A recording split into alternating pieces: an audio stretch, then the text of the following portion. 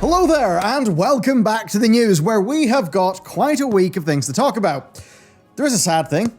Another layoff has happened, and up to 190 people are gone, and that's all while old lovable Bobby Kotick gets a $200 million bonus. 200 million. Companies. Beyond that then, we've actually got a new Blizzard game to talk about, so that's an interesting thing, as well as a whole bunch for the live game, the World of Warcraft. A bunch of bugs have actually scuffed up people's experiences in a pretty major way following 9.0.5. So hey, there's something for everyone today, just like with today's sponsor, nordvpn.com/Bellular Gaming, with the Bellular Gaming promo code, where you will get a 2-year plan with a huge discount and an extra month free. Now, I get a VPN. It's simple. Do you want to watch content from another region, on Netflix, on Amazon Prime, whatever it is? Use Nord's 5,000 plus servers, choose your location, use the internet as if you're there. I do it all the time, it's great. They also keep you private, right? Your ISP won't know what site to use, so they can't sell your browsing data to advertisers. They can't prioritize some of the traffic you use over others, and they've got other stuff too. There's Nord Locker, 500 gigs of secure storage for only £1.10 a month. Wow. And then NordPass for your passwords. Awesome stuff. The app and the browser extension are super easy to use, and you can get a huge discount and free month at nordvpn.com/Bellular Gaming with that Bellular Gaming promo code. A big thank you to Nord for supporting our team. And with that said, let's get stuck into the news. New games, let's talk about them. Blizzard have posted a bunch of job openings for an unannounced action FPS project. Exciting stuff. Now, there's a bunch of roles, combat designers, concept artist, game producer, and more. So, pretty exciting. This could be a new IP, but it also could be an entry to an existing IP as well. Now, we did know, of course, that they had a StarCraft FPS, but that was cancelled, was it last year? 2 years ago? But I kind of doubt they'd resurrect that if they've already killed it off, so I guess we'll see something new. But either way, it is nice to see those longer-term projects happening at Blizzard. Now, there was a tweet coming from a senior artist at the company who described it as the best project and team I've ever worked with in my career, and another staffer said that it is one of the coolest projects I've ever worked on, if not the best. So, they certainly seem excited. I'd say, hell yeah. I mean, for Blizz, what's up after Overwatch 2 and D4? I mean, that is the question, and it does matter. You've got the likes of Mike Morhaim's Dreamhaven, with its 2 studios. You've got Frost Giant, which is basically a bunch of ex-Team 1 people. And then, of course, there's Riot, Now, Riot have already been putting the S in Riot Games with, Runeterra, Wild Rift, Valorant, TFT. But they've also got Ghostcrawler leading an MMORPG. So, it's those big long-term projects. That's the sort of thing that Blizzard will need to do if they actually want to hold their position as a super dominant PC player, because that competition is coming for them. And you know what? I'm excited to see what they've got. And now for the more sad story. It was initially reported that Activision Blizzard, who of course also own King, were going to lay off around 50 members of their esports and live event departments. And the reasoning was pretty simple, right? It was the players were, choosing to connect with their games digitally, and, that the esports team had to adapt to all the changes and yada, yada, yada, all of that stuff. So they tried to make it seem like it was just 50 esports people going.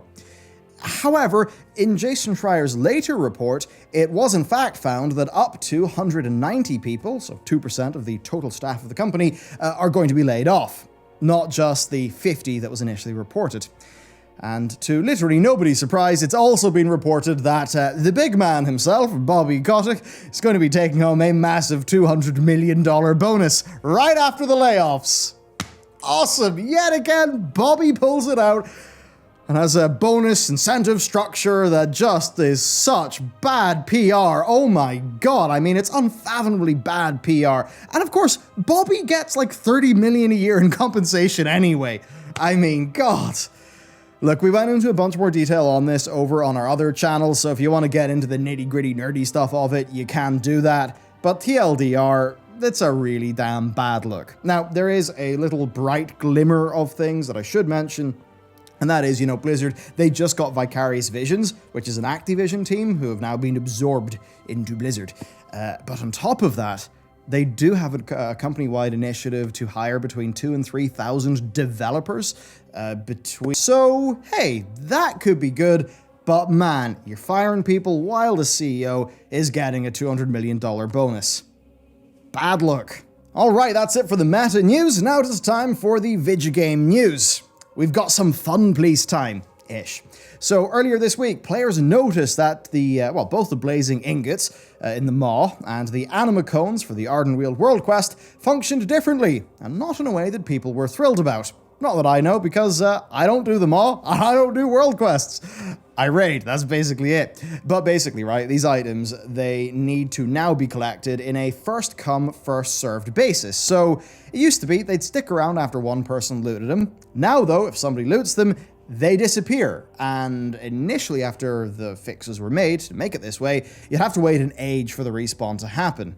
And this translated to people spending upwards of 10 minutes on what would otherwise be a 1 to 2 minute quest. So, players were a bit miffed at this. People took to the forums and the Twitters to share their less than ideal experiences, to which Blizzard responded with the announcement of the upcoming hotfix, which basically just states that the items in question are going to respawn more quickly after a player has looted them, and that the low spawn rates were unintentional. So that's basically it. The old behavior was, really nice. It made the quests easy and fast. Blizzard solved that problem, and bam, people were inconvenienced.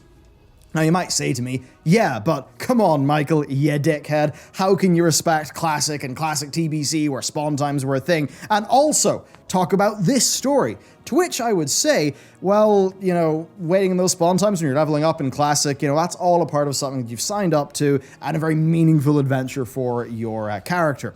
Whereas a lot of people will feel like they're getting those blazing ingots in the maw because they've got to, because they need the Stygia, they need the Venari rep. They kind of feel like they're being thrown into a zone they don't particularly like to get things that they feel like they just kind of need, even though, they don't really feel like they should be getting it via doing the maw. So I think that's kind of the sphere of discussion there.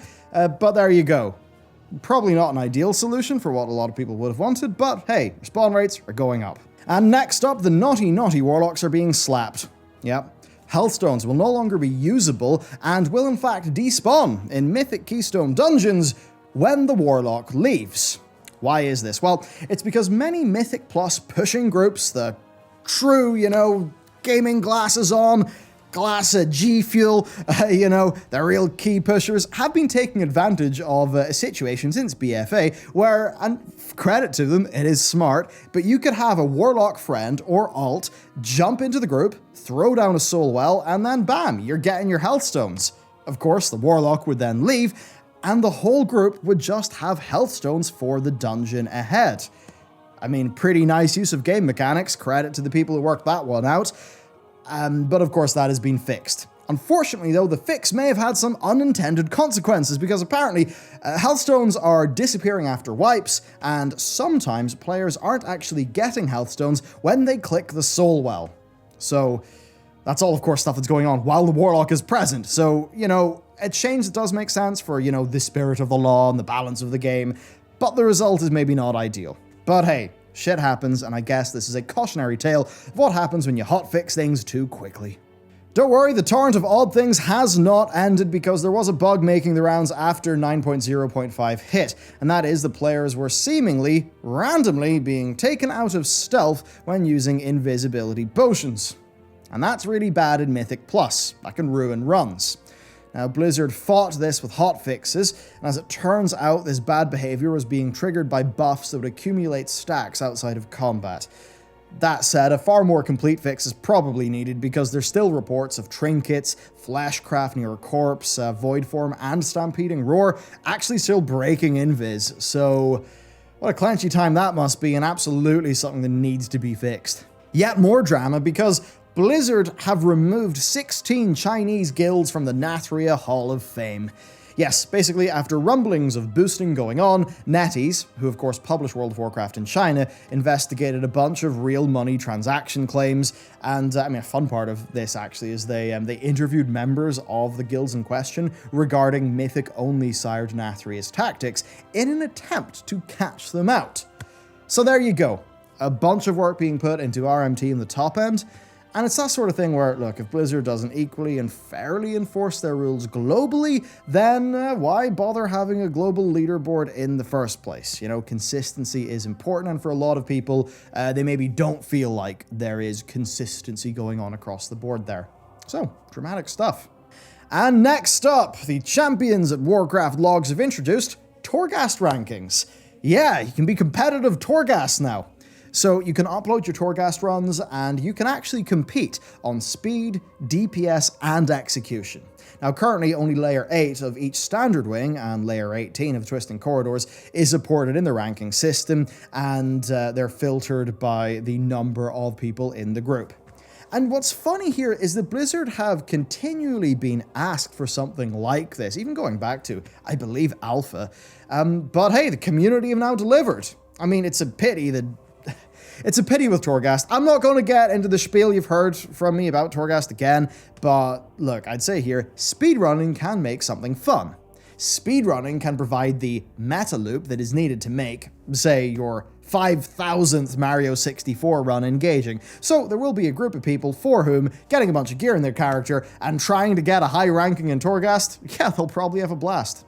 Content has changed, yes, so we've got some raid and dungeon changes. Now for the raid stuff, it mostly impacts Mythic difficulty, though there are changes to Heroic Nathrius. So for Zymok, there's a small round of changes in the Mythic front, with health being reduced by 5% and the Withering Touch dot damage being nerfed by 15%, and that helps out for a particularly nasty overlap, so that'll be appreciated.